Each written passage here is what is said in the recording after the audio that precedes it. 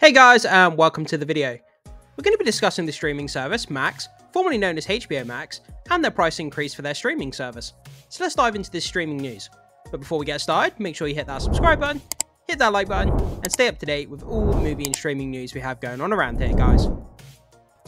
So guys, we're going to take a look at this article here from Bounding into Comics. Warner Brothers Discovery CFO Gunnar Wiedenfels justifies increase of Max subscription prices. Yeah, guys, so it's going up all over the place. All the streaming services, are increasing their prices. They're adding the ad-free tiers as well. Most of their money is going to be made through, advertising revenue, kind of similar to what it is on YouTube. And they want to direct people to the ad-free tiers in order to make more money through the advertising. Or in the future, they're probably going to start charging a lot of money for the ad-free tiers. And yeah, it looks like, streaming services are going to continue to increase their prices as time goes on. And we've seen that, since the beginning of the streaming wars. But anyway, guys, let's jump into this article and see what we can learn from it. So, Warner Brothers Discovery became notorious for its cutting spree ever since David Zaslav took over. For the past 2 years, several projects have been axed with the aim to save money. Batgirl is the most prominent example, but it is just one on the list of movies that were cancelled during the production as a tax write-off. Yeah, guys, so it's obviously well known at this point. The upcoming Batgirl movie, it starred Michael Keaton as well, and we had Brendan Fraser in there as Firefly, the villain. And this movie was set to look pretty cool. People were excited about it. We saw behind the scenes, images and videos, and Leslie Grace was playing Batgirl, and everyone was super excited to see it. And then all of a sudden, we got the disappointing news that it was cancelled. They didn't believe it was of good quality to put out, and they did it as a tax write-off in order to save themselves some money. So, Warner Brothers Discovery savings may have been offset by the hundreds of millions their DC releases, especially The Flash, lost at theaters, but they were boosted by the success of Barbie. They also saved a reported $100 million thanks to the halt in work and promotion brought on by the writer and actor strikes that were recently resolved. Zaslav seemingly has the cash flowing, at least into their coffers, or mention again as he promised. As a result, the company appears to be doubling down on its resolve to grow those coffers and make money. Their next plan of attack, to that end, might be to hit their customers in the wallet some more. So, you don't have to take our word for it, but Warner Brothers Discovery Chief Financial Officer Gunnar Wiedenfels indicated as much as this year's Bank of America Securities Media, Communications and Entertainment Conference, when he offered a justification for rising streaming subscription prices. Quote, for a decade in streaming, an enormously valuable amount of quality content has been given away well below fair market value, as he said via The Hollywood Reporter.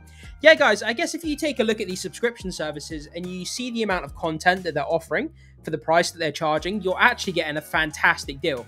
If you look at the price of, like Disney Plus, it's like, what, $7 or $8? If you think, like, just say this, for example, if you went out to a bar or you went out with friends and you bought a drink at a bar, you're looking like, what, maybe $10, something like that for a drink.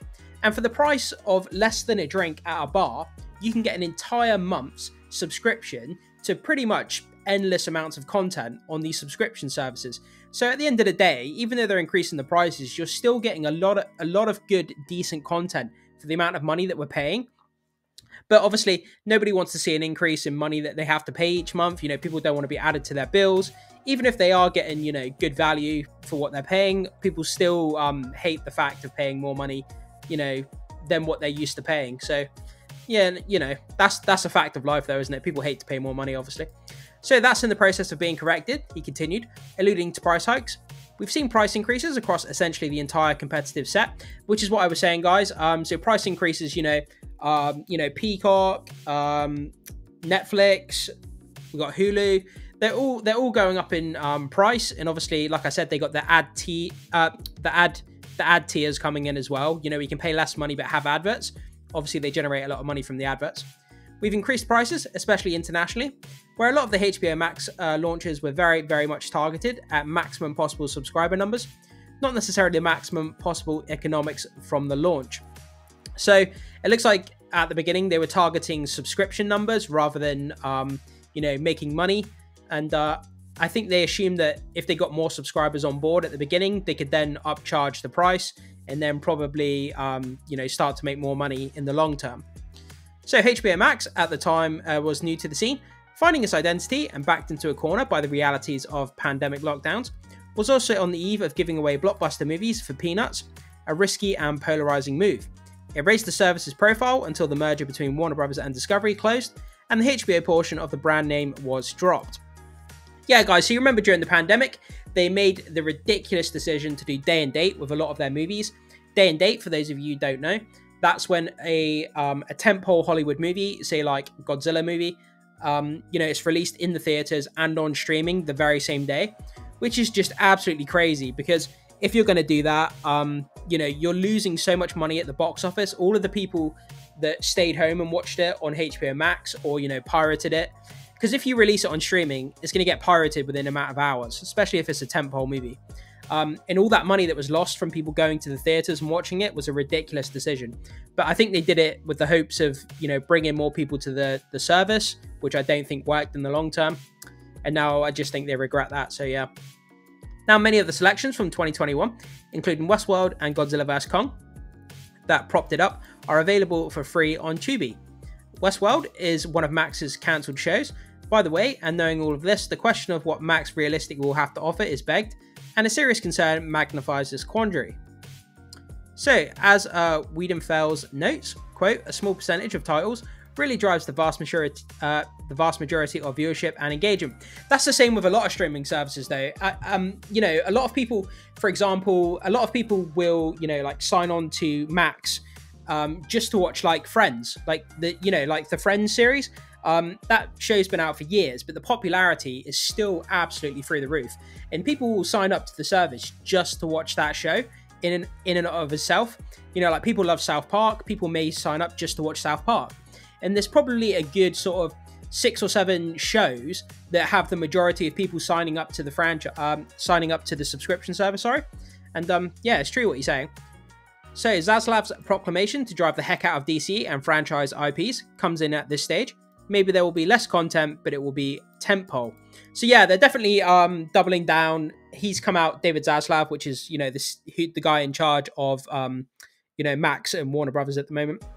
He's come out and said, they're going to double down on the Harry Potter IP. They're going to double down on the other tentpole, tentpole franchises like Lord of the Rings and stuff like this. And they're really going to sort of use this tentpole IP to bring in more viewers, which makes sense. It's been underutilized as well. It will also be made across the spectrum reportedly, and not by one individual unit. This DC has become a semi-autonomous studio with facilities all on its own being set aside in Leavesden, England, as of a few weeks ago. Company-wide, they are bringing together their back office processes and our post-production processes, content management systems, and so on. Yeah, so DC Studios, it's been given its own basically studio. It's like a spin-off of Warner Bros. Discovery. They really want to drill into DC over the next few years, especially with James Gunn rebooting the DC universe. And DC Studios has now become its own thing. There's 2 CEOs. We've got James Gunn and Peter Safran. And, because DC is going to be so prominent within Warner Discovery that they wanted to give it its own studio, essentially, which absolutely makes sense. Going to make it more streamlined, more easier to, make shows quality and put them out. And, yeah, it makes a lot of sense.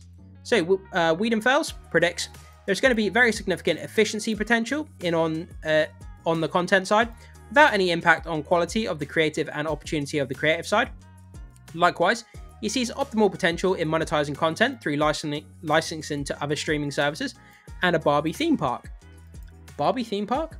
A Barbie theme park. Is that actually going to become a thing? I'm going to have to research into that. Guys, if that is a thing, a Barbie theme park, I will definitely do a video on that because that sounds interesting. It was a hit, so there are some bragging rights. Yeah, and do we have any comments to go into? These streaming services are going to price out people soon enough. Yep, we can't afford all of them. Max doesn't offer enough. I like to justify it. Same with Netflix. Yeah, this is the thing, isn't it? So there's a lot of people saying now that, when the streaming wars started, it was a lot cheaper than, people paying for cable. And then, and now it looks like, if you want to sign up to these streaming services, it's going to end up being more expensive than cable, unless you want to get the cheap ad-supported tiers. But I don't think a lot of people, want to sit through adverts with their streaming shows. But yeah, guys, so that's kind of where we are. That's some comments, from an executive at Warner Bros. Discovery, basically justifying the increase in price. He's saying that, the value for content is sort of being undermined. You know, the amount of content you're getting for the price you're paying has been underutilized. And I think he's fair to a point. You know, the amount of content that you do get from these subscription services for the amount you pay, which is fair. But nobody wants to see an increase in price. But unfortunately, that's the way of the world. They're a business. They're there to make money. But anyway, guys, jump into the comment section. Let me know what you think about this. Do you think it's fair that they increase the prices for the content that they're giving you? Do you think, you know, does it turn you off to signing up to streaming services, seeing these price hikes? Let me know what you think. Thank you so much for watching, and I will see you soon.